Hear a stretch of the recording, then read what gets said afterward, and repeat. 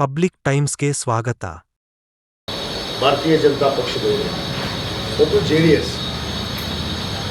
ಏನು JDS ಜಾತ್ಯತೀತ ತಳಹಾದಿ ಅಂತೇಳಿ ಯಾವ ಪಕ್ಷವನ್ನು ರಚಿಸಿ ಜನರಿಗೆ ಮೋಸ ಮಾಡಿ ಅಧಿಕಾರವನ್ನು ಹಿಡಿದು ಇವತ್ತು ಏನು ಭಾರತೀಯ ಜನತಾ ಪಕ್ಷ ಮತ್ತು JDS ಕಳೆದ ಲೋಕಸಭಾ ಚುನಾವಣೆಯಲ್ಲಿ ಒಂದು ಅಪವಿತ್ರವಾದ ಮೈತ್ರಿಯನ್ನು ಮಾಡಿಕೊಂಡು ಇವತ್ತೇನು ಅಧಿಕಾರವನ್ನು ಕೇಂದ್ರ ಸರ್ಕಾರದಲ್ಲಿ ಮಾಡ್ತಾ ಇದೆ.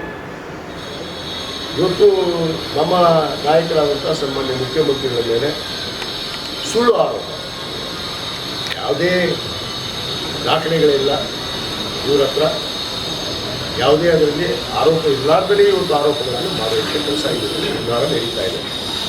ಏನು ಪಾದಯಾತ್ರೆಯನ್ನು ಮಾಡಿದ್ರು, ಇವತ್ತು ನಾಯಕರ ವಿರುದ್ಧ ಅನೇಕ ಒಂದು ಪ್ರಾಸಿಕ್ಯೂಷನನ್ನು ಪ್ರಾರಂಭ ಮಾಡಿಸಿದ್ರು.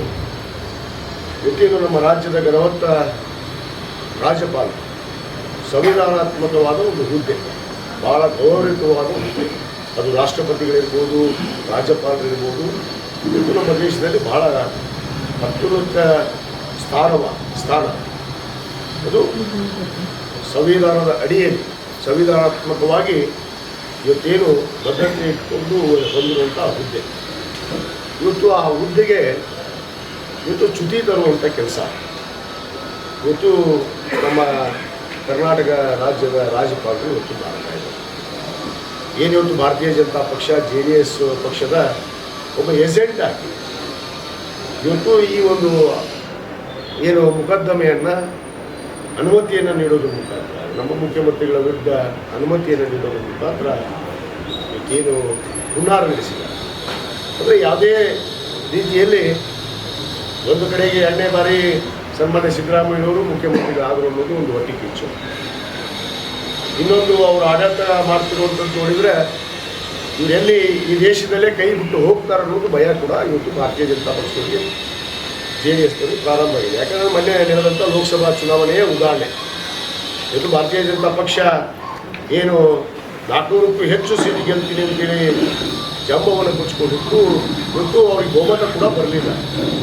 ಇವತ್ತು ಮೈತ್ರಿಯನ್ನು NDA ಅನ್ನೋದು ಒಂದು ಮೈತ್ರಿಯನ್ನು ಮಾಡಿಕೊಂಡು ಇವತ್ತು ಆಡಳಿತವನ್ನು ನರೇಂದ್ರ ಮೋದಿ ಅವರು ಮಾಡ್ತಾಯಿದ್ದಾರೆ.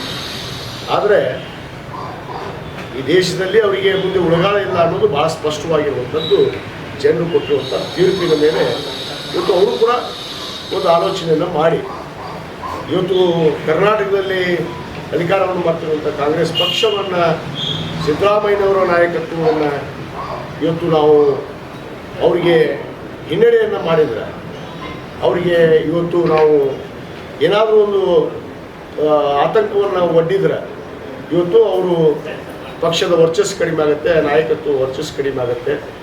ಯಾಕಂದರೆ 2ನೇ ಬಾರಿ ಮುಖ್ಯಮಂತ್ರಿ ಆಗಿಬಿಟ್ರು ಅನ್ನೋ ಒಂದೇ ಒಂದು ಉದ್ದೇಶದಿಂದ ಇವತ್ತು ಈ ರಾಜ್ಯದಲ್ಲಿ ಭಾರತೀಯ ಜನತಾ ಪಕ್ಷದವರು ಉದ್ದೇಶಪೂರ್ವಕವಾಗಿ ನಾವು ಎಲ್ಲ ತನಿಖೆಗೂ ಸಿದ್ಧದೀವಿ, ಯಾವುದೇ ತನಿಖೆ ಕೂಡ ನಾವು ಇಲ್ಲ ಅಂತ ಗಳಿಸ್ತಾ ಇದ್ದೀವಿ. ಆದರೆ ಒಂದು ಸಂವಿಧಾನಾತ್ಮಕವಾದ ಹುದ್ದೆಯನ್ನು ಪಡೆದ ಮೇಲೆ ಒಂದು ಗೌರವಾನ್ವಿತ ರಾಜ್ಯಪಾಲರು ಈ ರೀತಿ ಒಂದು ಪಕ್ಷದ ಏಜೆಂಟರಾಗಿ ವರ್ತನೆ ಮಾಡಿದ್ದು ತಪ್ಪು, ಖಂಡಿಸ್ತೇನೆ ನಾನು. ಈಗಾಗಲೇ ಅದಕ್ಕೆ ನ್ಯಾಯಾಲಯ ಕೂಡ, ಉಚ್ಚ ನ್ಯಾಯಾಲಯ ಇವತ್ತು ಇದೇ ತಿಂಗಳ 29ಕ್ಕೆ ಅದರ ಮರು ಪರಿಶೀಲನೆ ಚರ್ಚೆ ಕೂಡ ಇಟ್ಕೊಂಡಿದ್ದಾರೆ. ಅದು ಮುಂದೆ ನ್ಯಾಯಾಲಯವಾಗಿ ಹೋರಾಟವನ್ನು ಮಾಡೋಕ್ಕೆ ಕೂಡ ಮಾಡ್ತೀವಿ.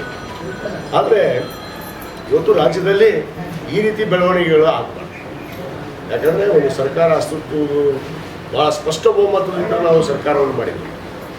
ಇವತ್ತು ಇವ್ರ ಥರ ನಾವು ಭಾರತೀಯ ಜನತಾ ಪಕ್ಷದವ್ರ ಥರ ಈ ರಾಜ್ಯದಲ್ಲಿ 3 ಬಾರಿ ಸರ್ಕಾರ ಮಾಡಿದ್ರು ಕೂಡ ಹಿಂಬಾಗಲದಿಂದ ಮಾಡಿದ್ವಿ.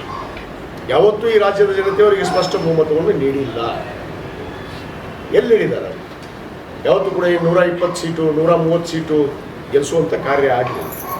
ಕಳೆದ ಬಾರಿ 4 ವರ್ಷ 2018ರಿಂದ 23ರಲ್ಲಿ ಏನು ಇವತ್ತು ನಮ್ಮ ಸರ್ಕಾರವನ್ನು ಅಸ್ತಿತ್ವಗೊಳಿಸಿ ಇವತ್ತು ನಮ್ಮ ಶಾಸಕರನ್ನೇ ಖರೀದಿ ಮಾಡಿ, ಆವಿಷ್ಯವನ್ನೇ ಖರೀದಿ ಮಾಡಿ ಸರ್ಕಾರವನ್ನು ಮಾಡಿದರು. 4 ವರ್ಷ ಆಡಳಿತವನ್ನು ಮಾಡಿದರು.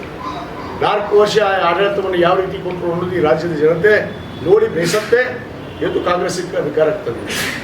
ಯಾಕಂದರೆ ಯಾವುದೇ ಸಂದರ್ಭದಲ್ಲಿ ಕೂಡ ತೆಗೆದುಕೊಂಡ್ರಿ, ಯಡಿಯೂರಪ್ಪನವರು ಮುಖ್ಯಮಂತ್ರಿ ಆದರು, ಸ್ವತಃ ಮುಖ್ಯಮಂತ್ರಿ ಇದ್ದಾಗಲೇ ಇವತ್ತು ಯಡಿಯೂರಪ್ಪ ಅವರು ಆರೋಪವನ್ನು ಹೊತ್ತು ಜೈಲಿಗೆ ಹೋದರು, 14 ದಿವಸ ಜೈಲುವಾಸವನ್ನು ಅನುಭವಿಸಿ ಬಂದರು. ಇವತ್ತು ಅನೇಕ ಸಚಿವರು, ಜನಾರ್ದನ್ ರೆಡ್ಡಿ ಆಗಿ ಶ್ರೀರಾಮುಲು ಇರ್ಬೋದು, ಅನೇಕ ಜನ ಸಚಿವರು ನಿಮ್ಗೆ ಗೊತ್ತಿದೆ ಏನೋ ಇವತ್ತು ಜೈಲನ್ನು ಕಂಡು ಬಂದರು. ಮತ್ತು ಭ್ರಷ್ಟಾಚಾರದ ಆರೋಪವನ್ನು ಭ್ರಷ್ಟಾಚಾರ ಮಾಡುವಂಥದ್ದು. ಏನು ಈಶ್ವರಪ್ಪನವ್ರದ್ದು ಏನಾಯಿತು?